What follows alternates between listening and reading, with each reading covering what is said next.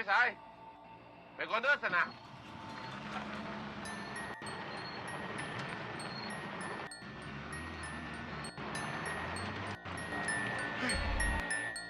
Sekelompok pembuat film dokumenter berkelana mengelilingi kawasan pedalaman desa di Thailand. Tujuannya untuk mengeksplor kisah para kehidupan dukun. Hingga ada seseorang yang bersedia untuk didokumentasikan segala kegiatan dan aktivitas kesehariannya. Mereka mengikuti berbagai ritual sampai mengenal dekat keluarga dari sang dukun. Sampai kejadian-kejadian mengerikan disaksikan oleh mereka.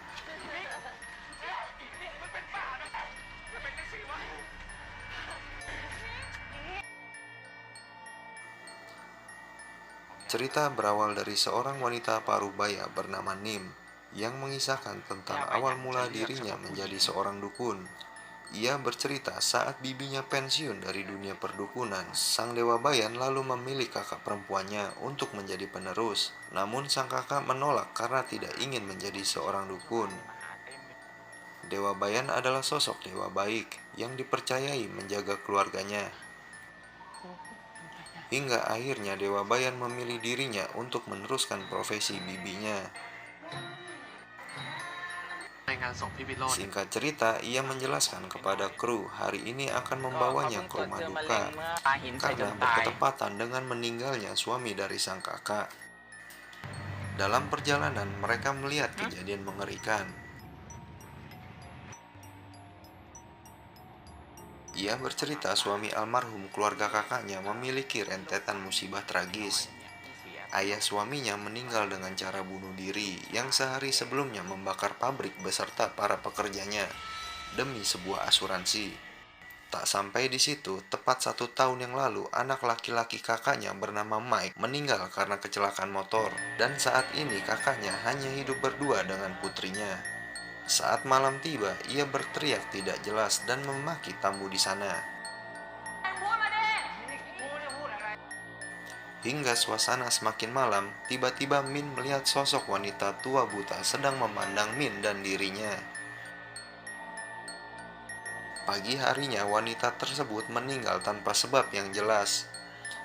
Nim langsung curiga dengan gelagat aneh tak biasa dari keponakannya.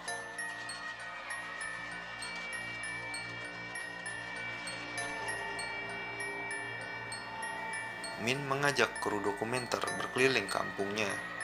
Ia bercerita pada kru bahwa dirinya tiap malam memimpikan kejadian seram. Sosok pria besar membawa golok memenggal kepala seseorang. Dalam mimpinya, kepala tersebut berbicara pada dirinya, namun ia sulit mendengarkan apa yang ia bicarakan. Singkat cerita, Nim bergegas ke rumah kakaknya lalu masuk untuk memeriksa kamar keponakannya. Ia menemukan benda aneh di lemari Min. Namun ia dimarahi oleh sang kakak karena dianggap tidak sopan. Noi menceritakan bahwa ia sama sekali tidak percaya dengan hal yang berbau dukun. Padahal Dewa Bayan memilihnya untuk generasi penerus. มันเกิดอาการแปลกๆขึ้นกับร่างกายของป้าคนแถวเนี้ย Lalu ia sebisa mungkin menolaknya. Oleh karena itu, ia memilih kepercayaan lain dan meninggalkan tradisi leluhurnya. Keseharian Min bekerja di pemerintahan desa sebagai administrasi. Min juga bercerita bahwa bibinya sangat aneh, sering melakukan ritual-ritual yang ia anggap lucu. Ia lebih senang memilih kehidupan modern bersama ibunya dan tidak percaya dengan hal-hal yang berbau mistis. Singkat cerita, kondisi Min seiring berjalannya hari semakin kacau dan aneh semenjak ayahnya meninggal. Hingga suatu ketika ia mengeluarkan darah dari kemaluannya.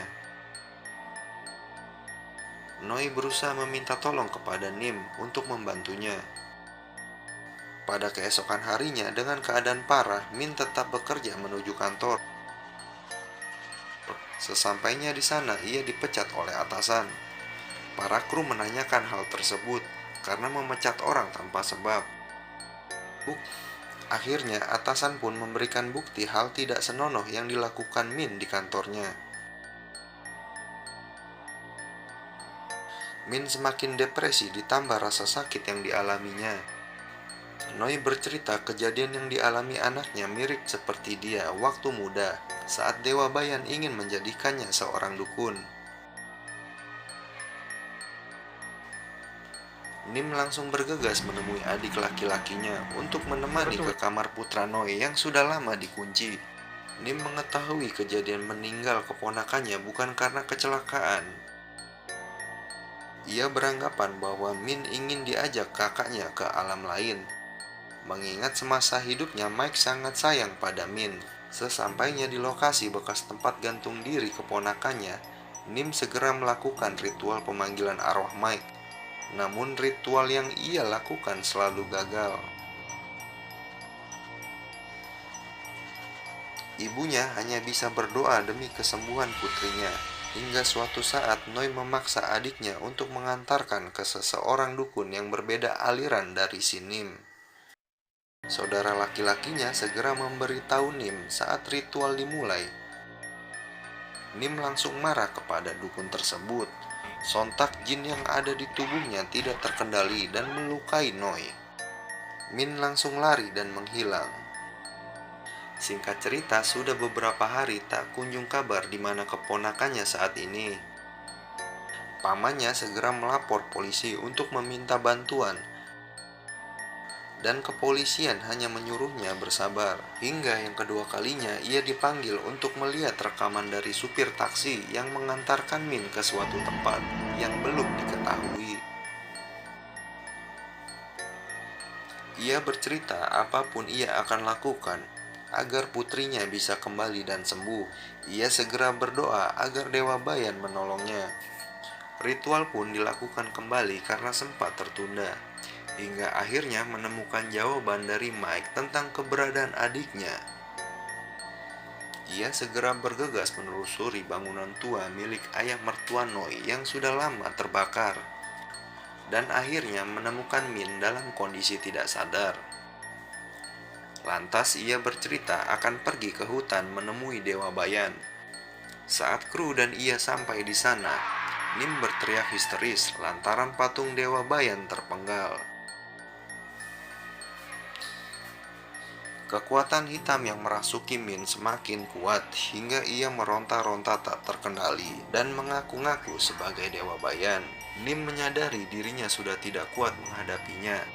Lalu mereka pergi meminta pertolongan kepada temannya sesama dukun di desa seberang yang berbeda aliran dengan Nim. Dukun tersebut menceritakan ada ribuan makhluk goib yang penuh dengan kebencian mendiami tubuh Min. Ini akibat ulah dari leluhur ayahnya yang zaman dulu membantai ribuan orang tak bersalah. Hingga saat sekarat korban pun bersumpah mengutuk keluarga suami Noi dan keturunannya. Ditambah lagi ia pun mengetahui bahwa Noi menolak Dewa Bayan yang merupakan penjaga keluarga yang sudah ditakdirkan untuk Noi dan keturunannya agar selamat. Para kru semakin antusias dengan memasang kamera di sisi rumah Noi untuk mengetahui gerak-gerik Min selagi persiapan upacara besar pengusiran makhluk jahat. Akhirnya mereka bersatu dan melakukan ritual bersama walaupun itu sulit dilakukan. Mengingat kedua dukun tersebut memiliki kiblat yang berbeda. Singkat cerita, saat dipantau menggunakan CCTV, kondisi Min semakin parah dan sangat menjijikan, sebabkan banyak roh yang mendiami tubuhnya. Hingga akhirnya Min menculik anak pamannya yang masih balita. Sontak dia langsung panik dan segera mencarinya. Alhasil bayi tersebut selamat.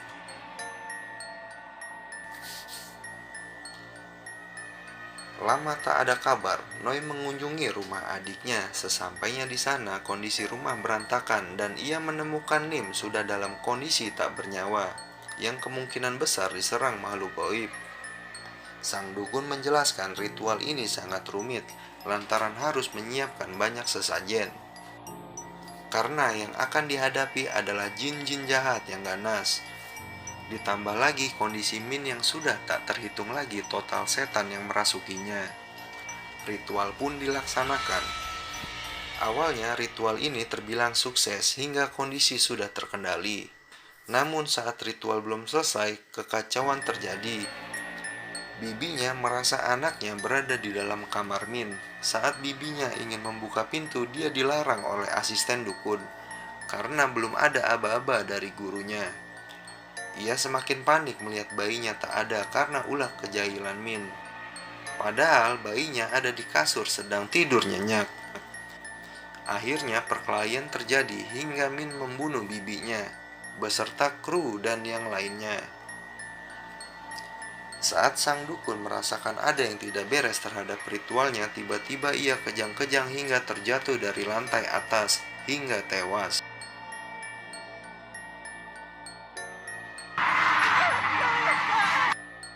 Semua menjadi kerasukan dan menyerang kru hingga mati. Singkat cerita, Min menghampiri ibunya dan menyiramkan bensin lalu membakarnya hidup-hidup.